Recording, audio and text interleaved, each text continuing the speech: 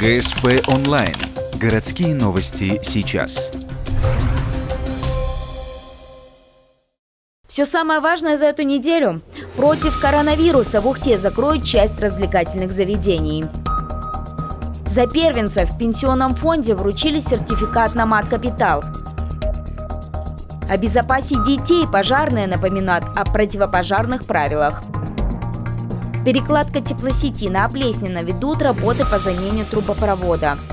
И «Извините, больше не будем». Ухтинец повинился за видео в соцсети. Смотрите прямо сейчас. В Ухтинском отделе пенсионного фонда прошло торжественное вручение сертификата на материнский капитал за первого ребенка в семье. Мера соцподдержки новая, возможность получать ее появилась только с этого года. Первой в Ухте семьей, кто получил документ на сумму, стали Лошкаревы. 3 января у них родился сын Михаил. Новоиспеченная мама стала первой в Ухте, кто обратился за новой мерой соцподдержки, соответственно, и первой, кто держит в руках сертификат на выплату за первенца. Мы хотим потратить его на улучшение жилищных условий. Такой сюрприз нам сделал наш ребенок, скажем так. Мы очень, конечно, благодарны государству, что такая соцподдержка, мы считаем это колоссально, потому что подумали не только о тех семьях, где вторые детки и последующие, и о тех, у кого первые детки. И кто сейчас, может быть, думает об этом, может быть, для кого-то это очень важно. Потому что жилищный вопрос у молодежи, я думаю, стоит очень остро. У Лошкаревых уже есть квартира в ипотеку, так что всю сумму, которая составляет 466,5 тысяч рублей, они потратят на погашение этого кредита. К слову, самый популярный способ потратить деньги мат-капитала. Только раньше им могли пользоваться семьи, в которых был рожден второй ребенок. Есть еще несколько направлений, на которые можно потратить деньги. Образование детей, накопительная часть пенсии мамы, социальная адаптация и интеграция ребенка-инвалида, а также ежемесячная выплата на текущие нужды. Правда, последнее доступно только для малообеспеченных семей. Она будет перечисляться ежемесячно в сумме 13 691 рубль. Она будет, первое заявление устанавливается на срок по достижению ребенка возраста 1 года. 1 год исполнилось ребенку, обращаются повторно со вторым заявлением. Также предоставляется полный пакет документов и выплаты устанавливаются по достижению возраста ребенку 2 лет. Затем идет следующее обращение, и до 3-летнего возраста эта выплата может производиться. Важно, материнский капитал можно получить только единожды или за первенца, или за последующих детей. За второго малыша семья получит на 150 тысяч больше. Также существует региональная мера соцподдержки, она составляет также 150 тысяч, выдается за рождение как первого, так и последующих детей. Сертификат на эту выплату семья Лошкаревых уже получила. Его выдает Центр соцзащиты населения.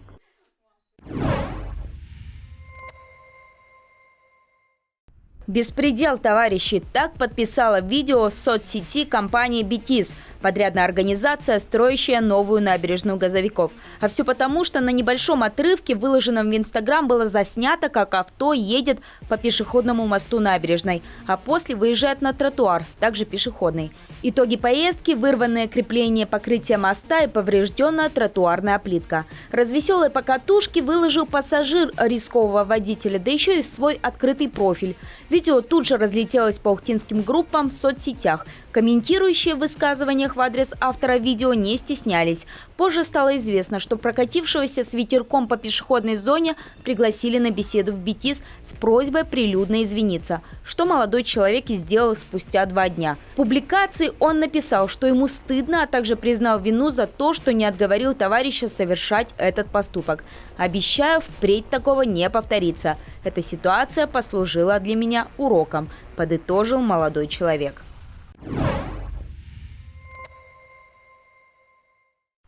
Пожарная служба напоминает родителям, что во время каникул стоит подготовить детей и предотвратить пожароопасные игры. Сейчас у школьников много свободного времени, медики советуют оставаться дома из-за пандемии коронавируса, а это, в свою очередь, может повлечь огненные последствия. Такое хоть и редко, но все же случается. В первую очередь в группе риска младшие школьники. В этом возрасте ребенок во всем старается походить на взрослых, так что лучше отказаться от курения в присутствии детей, а спички и зажигалки убрать подальше от газовой плиты. Пожарные советуют убирать их в недоступные места, также не хранить в квартире легковоспламеняющиеся жидкости. В возрасте до 10-12 лет ребенок может запаниковать и просто не поймет, как помочь себе. Это такие случаи, когда дети просто чиркают спичками, да, посмотреть, как это работает, и после этого на них зажигается одежда. Есть такие случаи, да, они получают ожог, это может быть спички падают, да, развивается пожар вокруг них, да, дети оказываются в очаге возгорания. В 2016 году так погибло 2 маленьких детей. Но не стоит забывать и о подростках. Они, как оказывается, тоже в группе риска. Так, в практике местных пожарных были 2 14-летние школьницы, которые, посмотрев видео с Ютуба, решили поджечь распыленную струю дезодоранта. Благо, обошлось опаленными челками и бровями. В другом случае компания подростков решила побаловаться сигаретами в дедушкином гараже. Промасленная ветошь, лежавшая неподалеку, возгорелась. Ребята спрятались в яме под полом, благо до них дозвонились родители, которые и вызвали пожарных. Единственная возможность предотвратить такие вот случаи – напоминать детям о последствиях. Так же, как можно чаще повторять, что нельзя прятаться в помещении, если пожар начался. Угарный газ опаснее огня. Ну и вбить им в память номера экстренных служб. С мобильного 101 пожарная служба, 112 единая диспетчерская.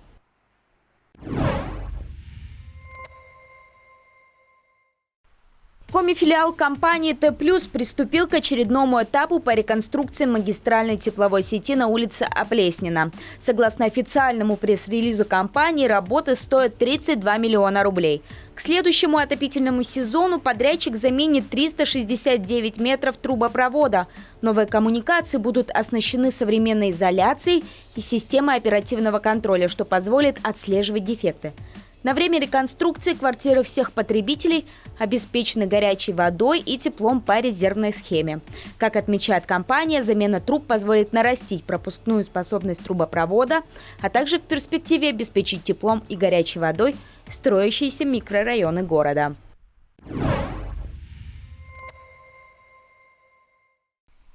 В Ухте появились первые умные остановки. Проект реализовали благодаря запущенному летом мобильному приложению «Умный транспорт», по которому можно увидеть, когда к определенному пункту придет тот или иной маршрутный автобус. На основе этого приложения запустили новый проект, установили специальное световое табло на остановках. Также есть и ярко-желтая кнопка со звуковым сигналом, специально для слабовидящих людей. Первыми оснащенными остановками стали Комсомольская площадь и автовокзал. Информация берется с GPS, и умная остановка, которая здесь смонтирована, она позволяет видеть, через сколько придет автобус на данную остановку. На табло отображается информация о маршруте, то есть номер маршрута, его конечная остановка этого маршрута и время прихода автобуса до конкретной остановки. Как отмечает Игорь Сапко, так как проект реализуется на средства предприятия, пока таких умных остановки в Ухте всего 2. Также есть и некоторые сложности с подведением к комплексу коммуникаций. Табло на Комсомольской, к примеру, запитали от торговой точки, расположенной рядом. Но такая возможность есть не во всех пунктах. Также директор транспортного предприятия попросил горожан бережнее относиться к новшеству. Хоть табло и антивандальное, но проверять этот факт не стоит. В администрации состоялось очередное заседание штаба против распространения нового коронавируса. Так как следующая неделя объявлена каникулами, которые по факту очень напоминают карантин, в городе вводят ряд правил. Многие из них пока обозначены рекомендациями, но всех настоятельно просят оставаться дома. Это значит, что не стоит организовывать семейные выезды в другие города или собираться большими компаниями на природе. Управляющим компаниям также разослали письма с просьбой службой обрабатывать подъезды, в первую очередь кабины лифтов. Перила в подъездах и первые этажи до уровня большого ящика, где больше люди общаются. Да. Но ручки дверей это то же самое. По ресурсоснабжающим организациям было тоже разосланы письма о том, чтобы приостановили все плановые работы по ремонту, по отключению сетей. Это значит, что тепловики, газовики, водо- и электроснабжающие организации должны прекратить работы с отключением коммуникаций. В целом, большая часть работы управления администрацией теперь направлена на приостановление распространения опасного заболевания. Так, управление образования оставляет на неделю только дежурные группы в детских садах. 34 группы будет открыто в 34 дошкольных образовательных организациях с учетом, безусловно, тех рекомендаций, которые дала Александра Михайловна. Это требования по квадратуре метров на одного ребенка, потому что группы будут у нас разновозрастные. И, конечно же, безусловно, в первую очередь это дети той категории работников, которые были определены указом президента Российской Федерации. И таких детей у нас будет 453 человека. Управление образования также отметили, что всех водителей, которые в их штате, переключили на перевозку медиков, обслуживающих людей на дому. Большая часть сотрудников администрации и управлений также уходят на вынужденные каникулы. Исключение заместители руководителя администрации, начальники отделов и управлений, сотрудники, занимающиеся начислением зарплат. В полном составе будет работать соцзащита. Структуре вручную придется продлять меры соцподдержки по ранее предоставленным документам, но и помогать социально незащищенным слоям населения, в первую очередь пенсионерам. Что касается снабжения необходимыми товарами в городе, без паники. На продовольственных складах их достаточно. Повышение цен, по словам Управления экономразвития, быть не должно. Есть незначительное повышение цены, но оно совершенно незначительное и связано оно с тем, что дешевый товар, он как бы был раскуплен населением сразу. Вы знаете, что рис он есть от 40 до 120, поэтому цена скачет. Товаров достаточно, завоз товара производится по графику. Пока по Ухте не было случаев, когда поставщики завышают товары. Кроме овощей и фруктов, но это сезонно, оно никаким образом не связано. Многих волновал вопрос, когда же закроют самый большой торговый центр в городе. Сегодня ситуация прояснилась. Ярмарка будет работать, но не вся. Во-первых, запрещено закрывать аптеки и продуктовые магазины. Также руководство центра не может заставить арендаторов закрыть торговые точки. Но часть развлекательных заведений решили все же закрыть.